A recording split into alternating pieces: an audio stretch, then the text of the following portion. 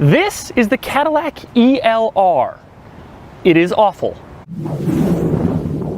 Today I've rented this car here in the Detroit area, where every single ELR was sold. I've rented this car from DeMuro, which is this company that lets you rent other people's cars instead of the same normal, boring rental cars. DeMuro has given me a budget to rent cars, and I've decided to use it today to show you the ELR and all of its many problems. First, I'm going to take you on a tour of the ELR and show you all of its quirks and features, and believe me, there are many. Then I'm going to get inside and tell you what life is like on the road in the ELR. And for more of my thoughts, click the link below to go to autotrader.com/oversteer, where I've written a long column about the ELR, and also I've compiled a list of the strangest electric vehicles currently for sale on AutoTrader. But before I do that, I need to give you a little overview of the ELR, because unless you're a huge car geek, you may have never even heard of this thing, and you've probably never even seen one. The ELR came out in 2014. It's a plug-in hybrid, and it was supposed to be a luxury version of the Chevy Volt. But the problems were obvious from the very beginning. What problems, you ask? Well, let's start with the most obvious one. Like I said,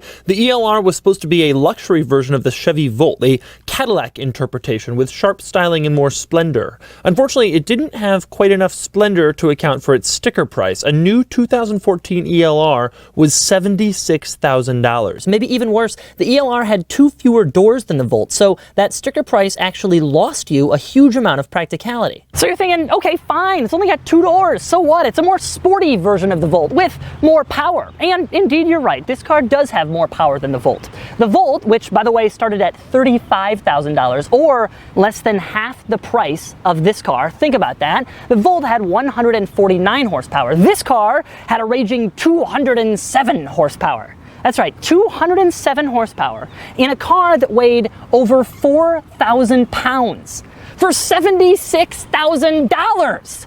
Vroom, vroom. But the ELR didn't give away performance to gain impressive efficiency. In fact, the ELR could only go 39 miles before the battery was finished and the backup gasoline engine kicked in. And that's right, 39 miles on the electric powertrain for $76,000. And this wasn't some 1990s first attempt at a plug-in hybrid electric car. This was made up until 2016.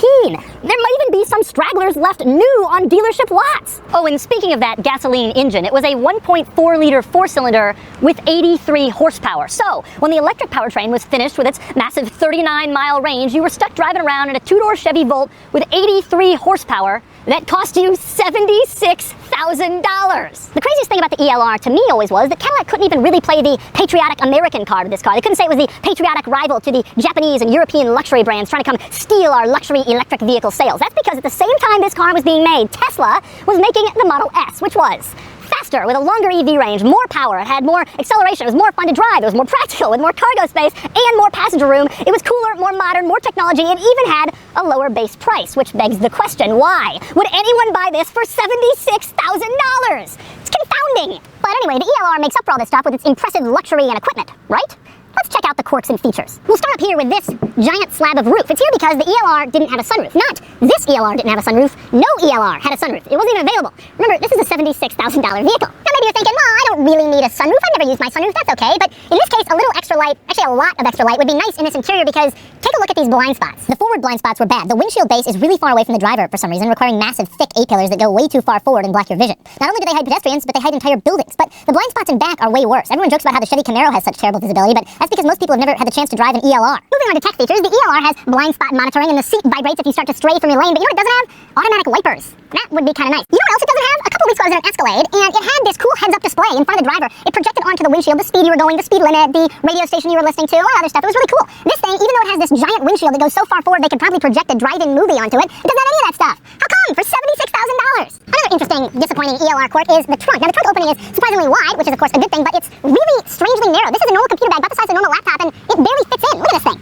This is all the opening you get for this rather large trunk. And since we're talking about the back, we have to talk about the back seats. Remember, anyone buying this car paid double the price of a Volt for less practicality. Just how much less? Well, here's my attempt to climb into the back seats.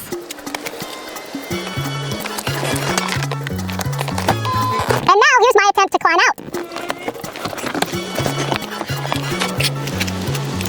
That was easy. But believe it or not, getting in and out of the rear seats isn't the most annoying thing about them. The most annoying thing about them is the way they fold. Let's say by some miracle you get some large item into the trunk and you want the seats to fold down so you can fit it all into the passenger compartment. Well, fortunately the seats fold down, except only the seats fold down. They're in a 40-20-40 split, and the 20 is the center console, which remains fixed. You can't put it down. down. So you can fold both of the back seats down, no problem, except for any larger item, it's just going to be stuck because of the center console, which is always in place. It's almost like they've engineered the practicality out of this car. Who could have possibly thought that was a good idea? For $76,000! Okay, so there are a lot of drawbacks about the ELR, and I haven't even driven it yet, but there are also a few things that I like about it. One of those things is the styling. Say what you will about its price, performance, practicality, all that stuff. This is a nice looking car. It has gorgeous lines, sharp angles, its sizing is perfect, it really looks beautiful, and it doesn't look like it's based on some existing General Motors architecture, or they had to scrunch this design up to fit on the Chevy Volt platform. This thing came out really well. In fact, I'm a little bit disappointed that General Motors wasted this good design on this car. Another feature that's part futuristic, part a little bit annoying is the doors. This car has a normal, boring door handle. This car is the future. So the doors open electronically on the outside. You slide your hand under the door opener area, you pull a little button, and then it opens right up. Now, in order to get out of the ELR, you push a little button on the door where you'd expect the door handle to be, just like in the Chevy Corvette of this era. If your battery goes dead, you can't figure out how to get out, there is a little emergency pull tab mounted on the floor. Another cool ELR feature is the gauge cluster. It looks super high-end and very futuristic. It shows your EV range, what your engine's doing. It all looks pretty well put together, very high-tech. Of course, I also thought that when they put it on the Volt originally. The last cool ELR feature, yes, there are only 4, and that honor goes to the cool compartment located under the infotainment screen. You'll never know it's there unless you know, which means you can store stuff that you don't want people to find. So we already knew the ELR didn't seem like a $76,000 car on paper. And now we know it doesn't have the equipment or the features of a $76,000 car. But